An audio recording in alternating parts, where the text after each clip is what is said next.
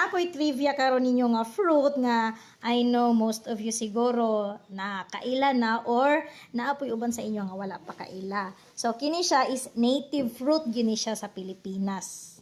Okay, native fruit ha. Kani nga fruit mo ni siya gitawag nga mabolo. Ang iyahang kahoy or ang iyahang tree, iyang punuan, mo ni siya gitawag nga kamagong.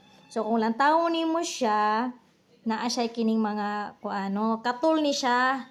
Termo nang dapat kung kanon nimo, inyo hagyo na siyang kining panitan, no?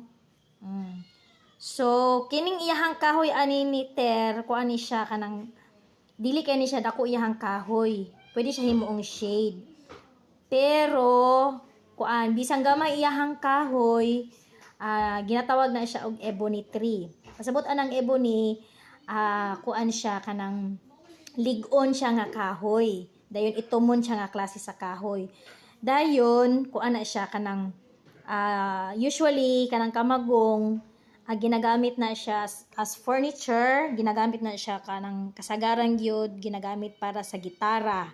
And kanang naay arnis, kanang kaila mo anang baston, mo na siya ang kahoy ani niya mo'y ginagamit sa baston. So mo na siyang ligon kaayo ang kahoy. So if ever kaila mo o nakakita mo o ganang kamagong, i-keep gid ninyo na siya, no? Kay endemic na siya sa Pilipinas and kuan na siya, hapit na ni siya mga wala. So karon ako gini siyang gihurot og palit dito sa Concepcion kay na-shock ko kay naay mabolo, no? Nalipay ko kay nganong naay mabolo dito sa Concepcion.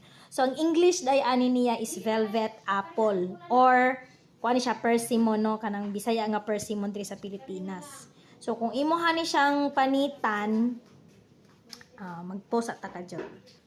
So kung imo siyang tungaon, pikason, mura-mura siya og forma og star apple, mura siya or santol or apple or kining gitawag nga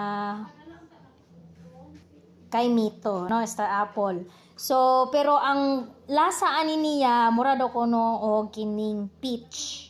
Kung kaila mo og peach sa gawas, mo ni siya iyahang kuan, mura gihapon siya og apple gihapon, no? So mo na siya naay daghan ani daw kuno sa Concepcion. So congratulations Concepcion kay na reach in biodiversity gihapon mo, no? Nagihapoy mga ingani dito sa Concepcion. So nanawagan dai ko sa akong mga estudyante nga naay seedling ani, tagai ko ninyo kay atong i-preserve ni siya, no? Good for biodiversity ni siya and sa reforestation. So, mora to siya mga ter. Bye!